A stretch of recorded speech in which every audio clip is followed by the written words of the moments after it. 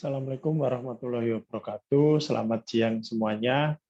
Jumpa lagi dengan saya Muhammad Irsad di pertemuan minggu pertama. Minggu pertama mata kuliah dasar-dasar manajemen atau basic manajemen akan mempelajari tentang apa itu manajemen.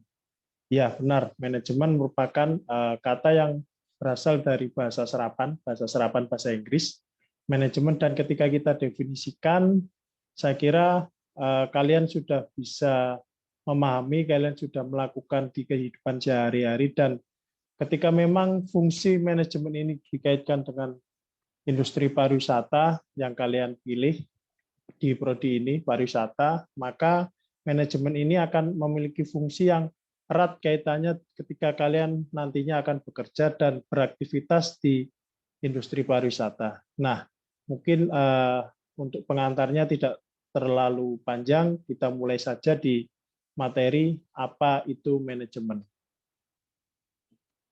Secara definisi, manajemen ini dapat diartikan dengan mengelola dan mengkoordinasikan sumber daya secara efektif dan efisien untuk mencapai tujuan organisasi. Ya benar, di sini ada tujuan organisasi. Nah, ketika organisasi ini sifatnya bisnis, maka di situ manajemen ini mempunyai fungsi yang sebenarnya adalah untuk mencapai tujuan organisasi dengan cara efektif dan efisien.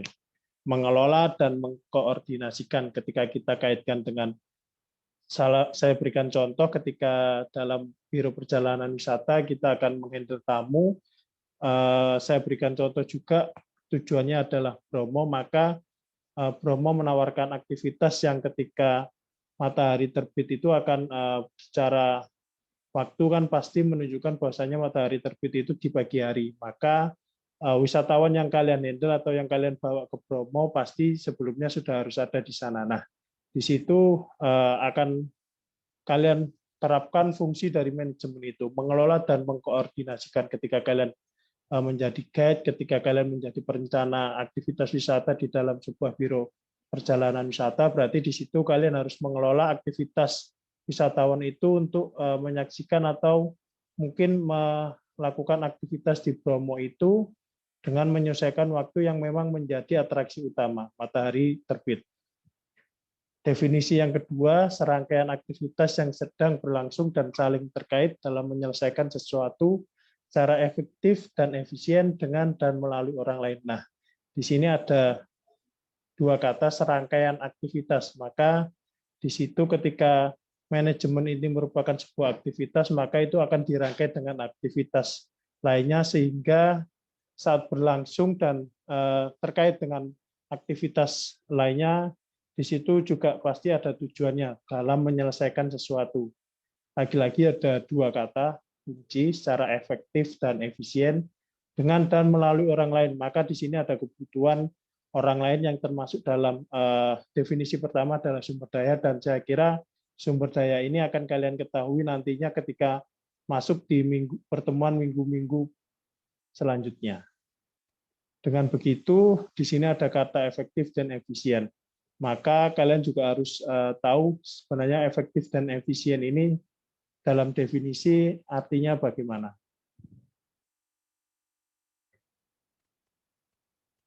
Nah, di sini biar lebih mudah saya contohkan dua model gambar. Ada anak panah yang turun dan anak panah satunya naik.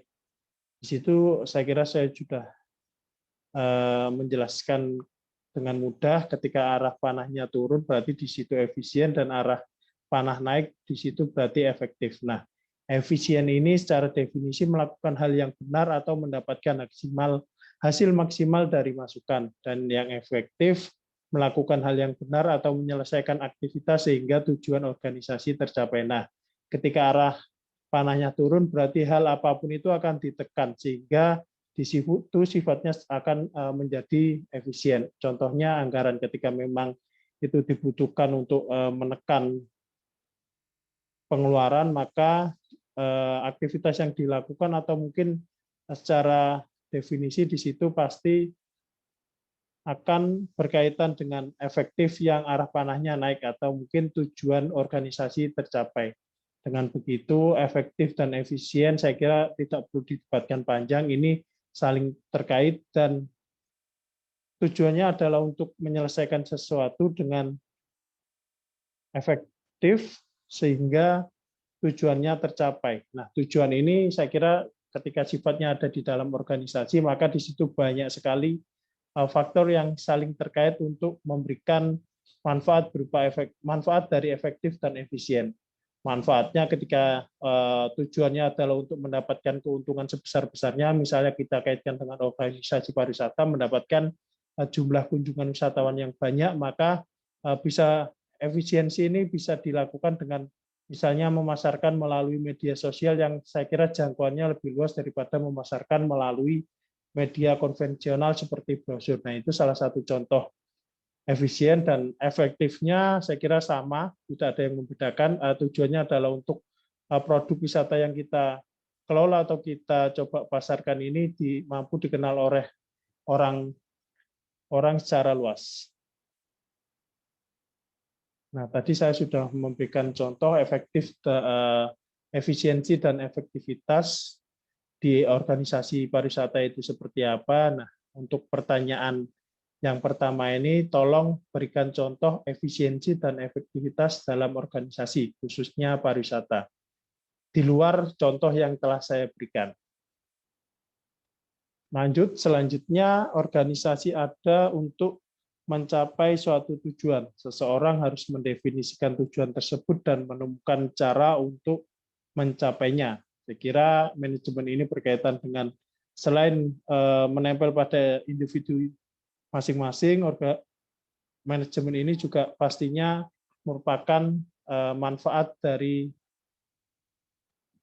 organisasi untuk mencapai tujuannya yang seperti definisi saya sebutkan tadi, efektif dan efisien, tujuan organisasi itu saling terkait sehingga organisasi ini dapat mencapai tujuannya untuk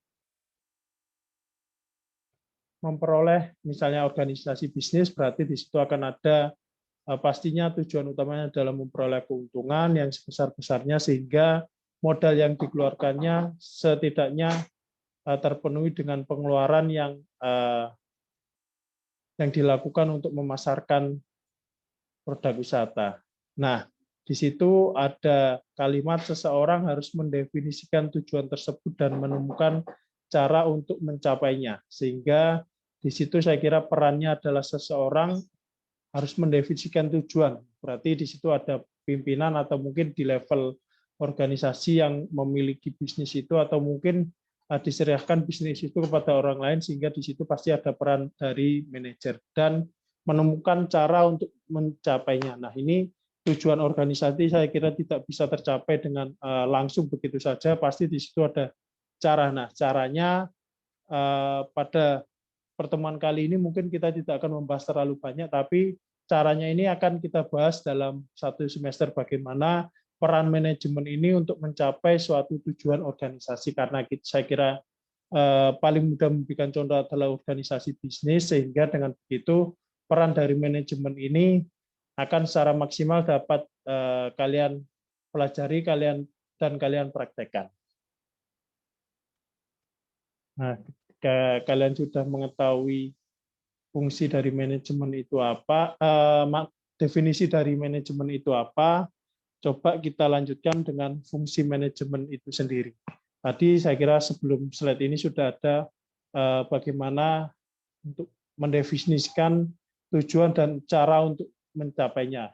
Cara untuk mencapainya saya kira secara garis besar ada di dalam fungsi manajemen. Nah, yang pertama pasti ada yang namanya perencanaan, menentukan tujuan, menetapkan strategi untuk mencapai tujuan itu, mengembangkan subrencana untuk mengkoordinasikan kegiatan. Nah, dalam perencanaan ini saya kira menjadi peran dari pimpinan atau mungkin bagaimana ketika di bawahan memiliki target dan target itu harus terpenuhi. Nah, di situ saya kira rencana ini menjadi hal yang harus kita lakukan dan pendekatan-pendekatan yang dilakukan saya kira bisa menggunakan tadi efektif dan efisien sehingga apa yang dilakukan bisa maksimal dan kebutuhan yang dikeluarkan bisa ditekan dengan efisiensi. Yang kedua ada pengorganisasian, menentukan apa yang perlu dilakukan, bagaimana itu akan dilakukan dan siapa yang melakukannya. Hal ini berkaitan dengan organisasi, sumber daya manusia, dan itu berkaitan dengan peran yang dilakukan oleh individu di dalam organisasi. Bagaimana itu akan dilakukan, saya kira itu bisa dijadikan contoh ketika memang manajemen itu menjadi alat untuk mencapai sesuatu. Dan siapa yang melakukannya ini berkaitan dengan sumber daya manusia. Ketika memang perannya adalah untuk memasarkan, contohnya untuk memasarkan produk, maka di situ dibutuhkan tenaga-tenaga sumber daya manusia yang mampu secara maksimal melakukan penjualan terhadap produk yang ditawarkan kepada calon konsumen. Yang ketiga ada memimpin, mengarahkan dan mengkoordinasikan kegiatan kerja orang-orang di organisasi. Nah, ini dalam fungsi manajemen merupakan peran dari pimpinan atau mungkin yang levelnya cukup di atas kita sebagai mungkin misalnya ada manajer, ada top manajer dan lain sebagainya. Nah, di sini dia punya peran untuk mengarahkan dan mengkoordinasikan sehingga apa yang dilakukan, target yang ingin dilakukan dan cara yang telah disepakati dalam organisasi itu dapat direalisasikan sehingga pucuk pimpinan ini mampu untuk mengatur sumber daya manusia, sumber daya yang dikeluarkan lainnya untuk mencapai tujuan organisasi. Yang terakhir, keempat, ada pengendalian, memantau kegiatan untuk memastikan bahwa mereka dicapai seperti yang direncanakan. Nah, seperti yang saya sebutkan, ketika memang sudah ada perencanaan, di situ ada pengorganisasian, ada yang memimpin, maka di situ harus ada faktor pengendalian ini untuk memantau sejauh mana sih sebenarnya apa yang kita rencanakan itu sudah dapat dipantau dan dapat direalisasikan. Ketika memang di situ ada gap atau mungkin kesenjangan, maka di situ menjadi peran yang diberikan oleh pengendalian ini untuk memastikan bahwasanya ternyata dari apa yang dilakukan itu belum maksimal. Nah, di situ pasti setelah itu ada evaluasi dan pasti ada tindakan yang terkait untuk memaksimalkan perencanaan, pengorganisasian, kepemimpinan, dan pastinya untuk mencapai tujuan organisasi. Ini ada lainnya, peran interpersonal adalah yang melibatkan orang, bawahan, dan orang di luar organisasi, dan tugas lain yang bersifat seremonial dan simbolis. Figur pemimpin dan hubungan ini berkaitan dengan di dalam manajemen ini merupakan salah satu peran yang mungkin bisa dijadikan pucuk atau mungkin kepemimpinan, bahwasanya setiap orang, setiap sumber daya manusia itu memiliki dalam manajemen itu memiliki fungsi peran interpersonal.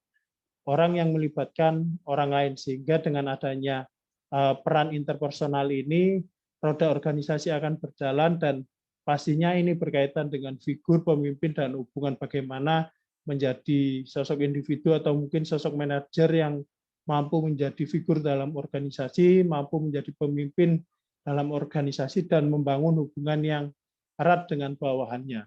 Yang kedua, peran informasional melibatkan pengumpulan, penerimaan, dan penyebaran informasi ini terkait apa yang akan disampaikan dan apa yang diterima oleh antara bawahan dengan mungkin dengan atasan.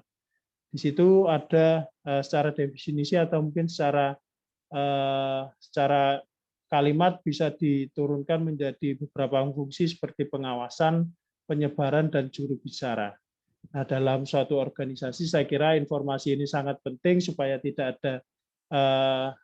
dengan adanya informasi ini, maka di setiap bidang, di setiap bagian dia akan mampu berkoordinasi ketika memang apa yang menjadi kebutuhan divisi A ketika harus dipenuhi oleh divisi B, maka di situ pasti perantarannya adalah informasi, sehingga dengan begitu kebutuhan untuk mencapai tujuan organisasi dapat dikoordinasikan dan dapat dipenuhi.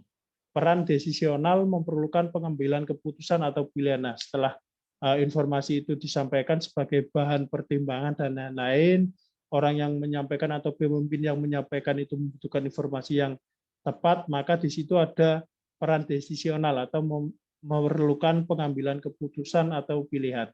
Di situ ada definisi lain, pengusahaan, penanganan gangguan, pengalokasian sumber daya, dan negosiator. Dari keputusan yang diambil, maka di sini pasti akan berdampak, entah dalam organisasi itu dampaknya tetap ada tujuan untuk mencapai tujuan organisasi secara efektif, dengan cara yang efektif atau dengan efisiensi yang akan dilakukan oleh pimpinan dari perusahaan di sektor pariwisata. Nah, di sini ada pertanyaan yang kedua. Jika terjadi masalah dalam produk wisata yang ditawarkan oleh Biro Perjalanan Wisata dengan yang dikonsumsi oleh wisatawan, hal ini berarti menunjukkan perbedaan antara yang ditawarkan dan yang diterima atau dikonsumsi oleh wisatawan. Nah, dari studi kasus ini, maka peran manajemen apa yang dapat dilakukan oleh Biro Perjalanan Wisata? Coba kalian jawab, kalian utarakan pendapat kalian.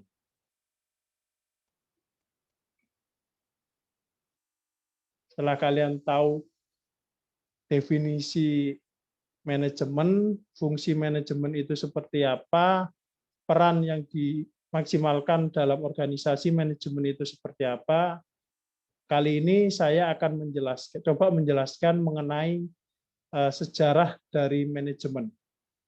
Nah, sebenarnya saya kira manajemen itu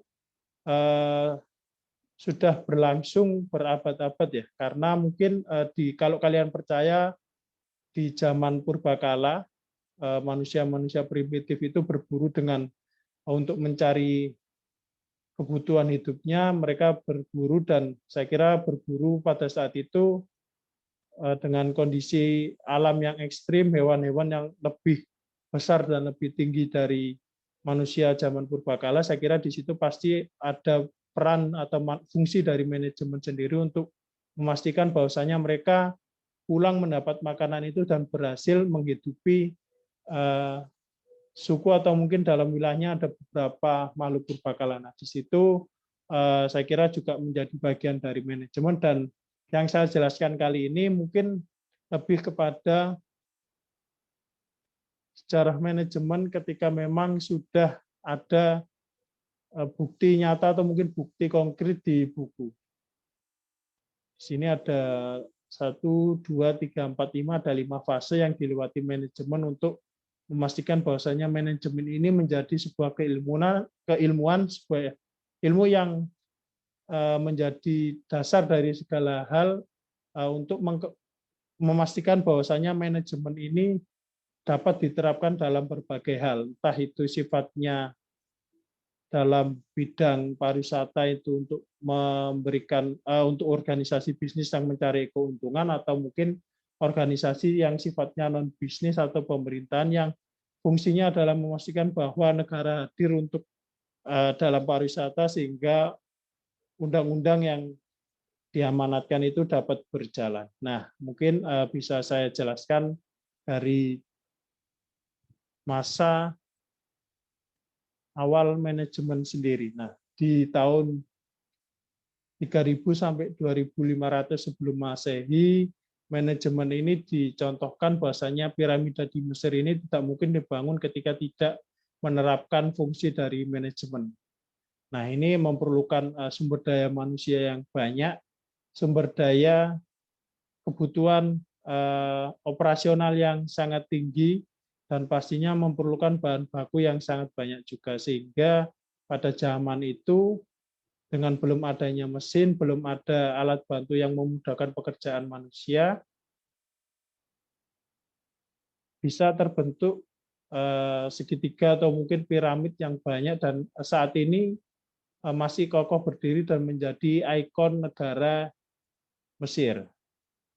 Selanjutnya di tahun 1400 sudah masuk Masehi, Venesia memiliki gudang senjata dengan inventaris untuk melacak bahan, fungsi manajemen sumber daya manusia untuk mengelola tenaga kerja termasuk istirahat, minum anggur, dan sistem akuntansi untuk melacak pendapatan dan biaya. Nah, ini di zaman Perang Dunia, maka ketika itu kaitannya dengan persenjataan, gudang, maka di situ juga fungsinya manajemen adalah untuk memastikan bahwa di gudang itu masih ada senjata sejumlah yang dibutuhkan oleh tenaga-tenaga atau mungkin tentara yang mungkin berperang. Nah, di situ pasti ada fungsi koordinasi seperti yang sudah saya jelaskan tadi. 1776 Amerika Serikat mengumumkan keuntungan ekonomi dan pembagian kerja dengan membagi pekerja menjadi tugas-tugas yang sempit dan berulang. Menggunakan pembagian kerja, produktivitas individu dapat ditingkatkan secara dramatis. Nah, ini sudah masuk ke fungsi-fungsi ekonomi ketika memang manajemen itu diterapkan dengan sumber daya manusia, dengan peran masing-masing individu itu melakukan sesuatu, maka di situ untuk mencapai tujuan organisasi, saya kira bisa memberikan keuntungan kepada organisasi tersebut. Pada tahun 1780 sampai 1818, era industri melahirkan korporasi dengan pabrik-pabrik besar dan efisiensi yang memompa keluar produk. Seseorang perlu memperkirakan permintaan, memastikan persediaan bahan yang cukup tersedia, menugaskan tugas kepada pekerja, dan sebagainya. Ini sudah masuk ke zaman yang menggunakan mesin uap dan adanya mesin-mesin yang membantu pekerjaan manusia, sehingga dengan adanya mesin, maka manajemen ini untuk mengatur bagaimana mesin ini bisa berjalan, siapa yang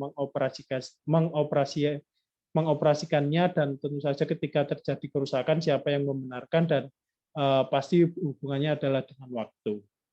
Nah, pada masa ini, manajemen telah dipraktikkan sejak lama. Upaya terorganisir yang diarahkan oleh orang-orang yang bertanggung jawab untuk perencanaan, pengorganisasian, memimpin dan mengendalikan kegiatan telah ada selama ribuan tahun.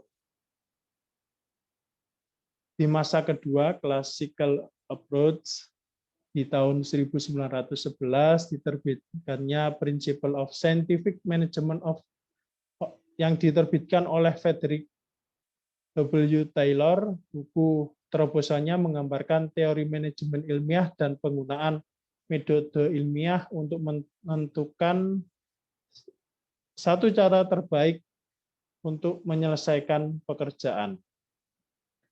Nah, di sini pastinya di masa kedua ini manajemen sudah menjadi ilmu yang dipelajari oleh orang-orang pintar, dalam hal ini adalah akademisi, sehingga di situ ketika kita kaitkan dengan keilmuan, maka manajemen menjadi ilmu yang sampai saat ini dipelajari dan diterapkan oleh berbagai individu, berbagai organisasi untuk mencapai tujuan organisasinya secara efektif dan efisien. Pergantian abad ke-20, disiplin manajemen mulai berkembang sebagai satu kesatuan pengetahuan, aturan, dan prinsip dikembangkan yang dapat diajarkan dan digunakan dalam berbagai tatanan. Para pendukung manajemen awal ini disebut ahli teori klasik. Nah, itu berarti ada kaitannya ketika memang ini kaitan dengan teori yang merupakan hasil dari apa yang dilakukan oleh orang berulang kali, dan di situ ada pola, maka di situ bisa dijadikan sebuah teori, dan jika dikaitkan dengan yang lain, teori ini mampu untuk memberikan gambaran bahwasanya di masa itu,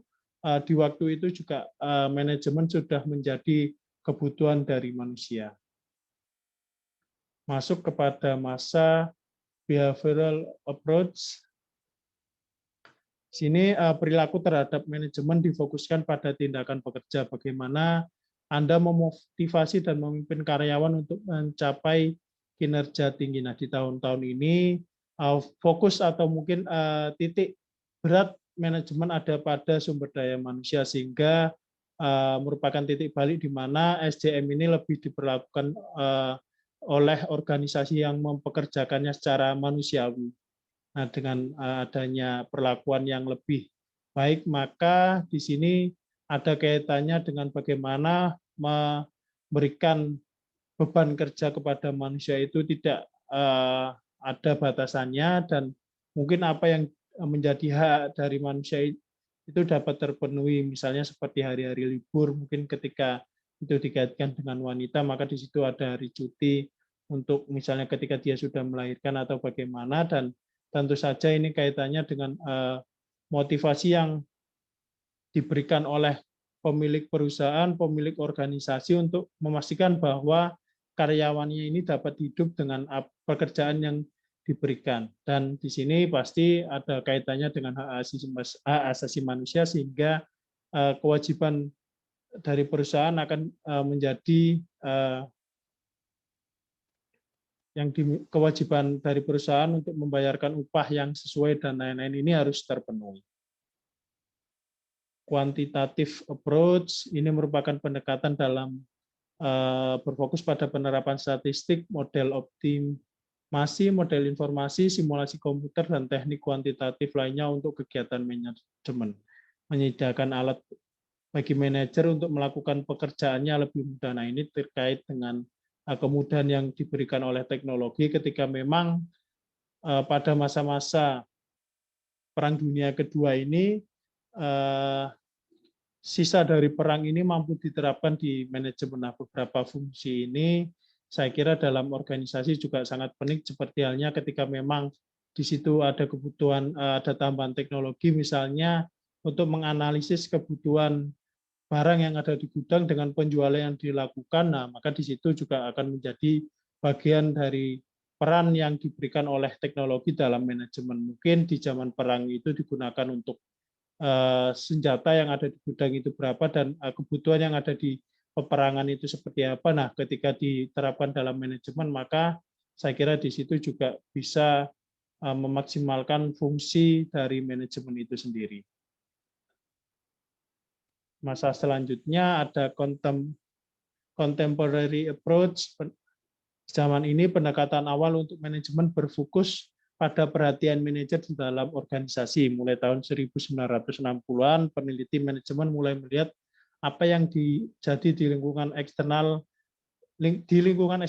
termasuk di luar organisasi. Nah, ini berkaitan dengan hubungan antar organisasi yang mungkin ketika memang organisasi ini membutuhkan sumber daya yang tidak bisa diproduksinya, maka di situ pasti akan membutuhkan organisasi yang lain untuk memenuhi kebutuhannya. Nah, mungkin ini berkaitan dengan kerjasama juga antar, ketika kita melihat lebih besar, berarti ada kaitannya dengan hubungan antar negara, hubungan antar organisasi, sehingga tujuan yang memang ingin dicapai organisasi untuk memperoleh keuntungan ketika kaitkan dengan bisnis, maka di situ kebutuhan akan sumber daya harus terpenuhi. Misalnya ada melakukan pelatihan terhadap karyawan yang ada di organisasi itu. Nah, organisasi ini belum bisa melakukan pelatihan sendiri, maka dia membutuhkan rekan untuk melakukan pelatihan, sehingga apa yang menjadi kebutuhan dari sumber daya manusia di organisasi ini dapat terpenuhi. Nah, ketika kita ngomongin manajemen, pasti di situ siapa sih yang sebenarnya akan melakukan pekerjaan manajemen ini. Nah, saya kira di dalam organisasi ada tingkatannya, dan saya ini coba menjelaskan yang supaya lebih mudah dipahami, tidak terlalu banyak tingkatan, maka di sini pekerjaan ini saya kira bisa dilihat dari tingkatan manajemen di level atas, menengah, dan rendah. Nah, masing-masing tingkatan manajer ini bisa menjadi bukti bahwasanya ketika memang kita kaitkan dengan fungsi manajemen sendiri, itu pasti secara faktor itu sama, tapi mungkin lebih ke porsinya yang berbeda. Ketika memang sudah berada di tingkat atas, maka tingkat atas ini akan menerapkan manajemen yang mampu untuk mengarahkan tingkat menengah ini untuk mencapai tujuan dengan efektif dan efisien. Begitupun tingkat menengah akan memperlakukan manajemen ini untuk mengatur yang di level bawahnya. Nah, mungkin secara persentase bisa saya contohkan seperti ini di level manajer, di level atas, level menengah, dan level bawah. Di situ bisa dilihat presentasinya bahwasanya perannya sama tapi lebih kepada porsinya yang berbeda. Nah, di top manager di situ perannya hampir rata, organizing, leading, controlling, dan planning.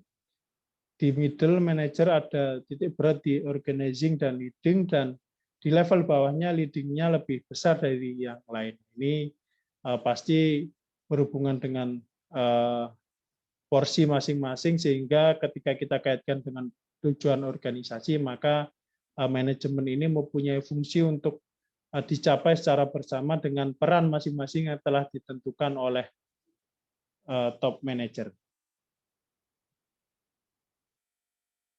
Nah, untuk pertanyaan ketiga ini, tolong berikan contoh tingkatan manajer dalam organisasi pariwisata.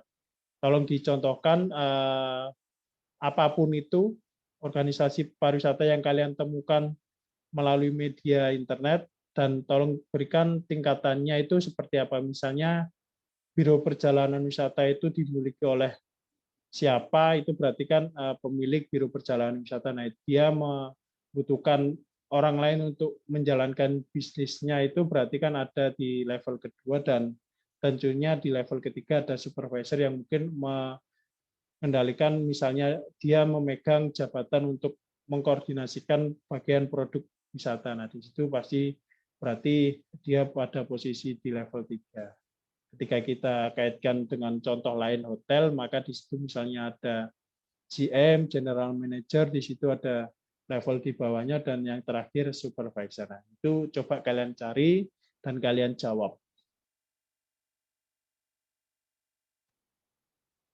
Secara fungsi, manajer ini sebenarnya manajer ini melekat kepada individu yang mempunyai jabatan, dan kaitannya dengan manajemen yang sudah saya jelaskan tadi hampir sama. Di situ ada perencanaan. Langkah ini melibatkan pemetaan dengan tepat bagaimana mencapai tujuan tertentu. Nah, dengan adanya perencanaan ini, manajer mampu memberikan jadwal, memberikan agenda kepada bawahannya, dan ketika memang mampu menentukan targetnya sudah ditentukan, maka di situ pasti ada cara untuk mencapainya. Nah, di situ perannya dari perencanaan, bagaimana ketika memang targetnya adalah untuk misalnya di bulan ini harus ada penjualan produk wisata sebesar 5.000 atau mungkin 500 paket wisata. Nah, bagaimana penerapan perencanaan yang diterapkan oleh manajer ini mampu untuk didelegasikan dan dikerjakan oleh bawahannya. Yang kedua pasti untuk didelegasikan, di situ ada peran pengorganisasian. Setelah sebuah rencana dibuat, seorang manajer perlu mengatur tim dan materialnya sesuai dengan rencananya. Nah, di sini pasti akan membagi peran dan apa yang dilakukan oleh bawahannya. Dan yang ketiga ada kepegawaian. Setelah seorang manajer memahami kebutuhan daerahnya, ia dapat memutuskan untuk meningkatkan kepegawaiannya dengan merekrut, memilih, melatih, dan mengembangkan karyawan. Nah, ini terkait dengan sumber daya manusia. Ketika memang di situ ada kebutuhan untuk upgrade, maka manajer juga memastikan bahwasanya karyawannya, sumber daya manusia yang bekerja dengannya mampu untuk mencapai tujuan organisasi. Ketika memang di situ ada perencanaan yang mengharuskan sumber daya manusia itu harus upgrade pengetahuan, maka di situ manajer bisa memprogramkan untuk melakukan pelatihan, untuk melakukan apapun yang hubungannya dengan mengembangkan pengetahuan yang dimiliki oleh sumber daya manusia. Fungsi selanjutnya ada fungsi kepemimpinan. Pastinya seorang manajer harus menjadi pemimpin di organisasi. Dengan begitu, seorang manajer perlu melakukan lebih dari sekedar merencanakan, mengatur, dan mengatur timnya untuk mencapai tujuan. Dia juga harus memimpin. Memimpin melibatkan memotivasi, mengkomunikasikan, membimbing, dan mendorong. Ini membutuhkan manajer untuk melatih, membantu, dan memecahkan masalah dengan karyawan. Ketika memang manajer itu memiliki peran yang mungkin juga untuk menyelesaikan masalah yang terjadi dalam organisasi, maka di situ peran manajer sangatlah berat ketika memang dalam satu mudahnya diibaratkan ketika roda itu ada jeriji yang patah, maka manajer ini harus mampu mengkoordinasikan atau mungkin memberikan perintah atau mungkin memberikan bagian kepada level di bawahnya untuk mengganti gerigi itu atau tetap menggunakan roda yang lama tetapi dengan melakukan perbaikan. Nah, ini keputusan-keputusan ini mampu menjadi pilihan dari pemimpin untuk memastikan bahwasannya apa yang harus dilakukan oleh bawahannya ini mampu untuk tetap mencapai tujuannya. Dengan begitu, masalah juga saya kira pasti akan terselesaikan dengan adanya koordinasi, dengan adanya komunikasi tadi, dan pasti di situ ada peran dari seorang manajer untuk menjadi pemimpin. Yang terakhir ada pengendalian, setelah elemen lainnya ada, pekerjaan manajer belum selesai. Nah, ini pekerjaan manajer ini full pasti merupakan fungsi dari manajemen itu sendiri. Dia perlu terus memeriksa hasil terhadap tujuan dan mengambil tindakan korektif yang diperlukan untuk memastikan bahwa rencananya sesuai. Nah, ini berkaitan dengan ketika memang sesuatu hal sudah dilakukan, di situ ada fungsi untuk melakukan evaluasi, maka di situ pasti manajer melakukan checking atau mungkin melakukan penilaian, oh ya ternyata target pada bulan ini belum tercapai, alasannya kenapa, dan untuk memberikan target di bulan selanjutnya untuk mencapainya perlu perbaikan apa. Nah, di situ perlu fungsi dari pengendalian. Nah, mungkin sebagai penutup ada satu kalimat yang sebenarnya tidak kita ambil sisi manajemennya, bahwasanya di sini ada menyampaikan amanat kepada yang berhak menerimanya. Di sini saya kira fungsi dari manajemen tadi komunikatif dan menyuruh kamu apabila menetapkan hukum di antara manusia supaya kamu menetapkan dengan adil. Nah, ini fungsi dari kepemimpinan tadi ketika memang manajemen ini memerintahkan seseorang untuk mencapai tujuan dengan cara yang sudah diberikan, ketika memang terjadi masalah maka di situ harus adil. Maka dengan adanya begitu, tujuan yang menjadi tujuan dari organisasi itu tetap tercapai. Nah, ini mungkin sepotong ayat yang mungkin bisa dibaca dan ketika kita terapkan dalam fungsi manajemen ini bisa diartikan dan dilakukan untuk memperbaiki organisasi atau mungkin dari individu-individu itu mampu memastikan bahwa manajemen ini ketika kita lakukan setiap hari kita akan memberikan manfaat yang baik ke diri kita sendiri, ke lingkungan, dan pastinya akan menguntungkan secara bersama. Mungkin itu saja dari saya tentang materi manajemen ini. Jika ada pertanyaan silakan nanti langsung bisa kita diskusikan bersama. Sekian dari saya. Wassalamualaikum warahmatullahi wabarakatuh.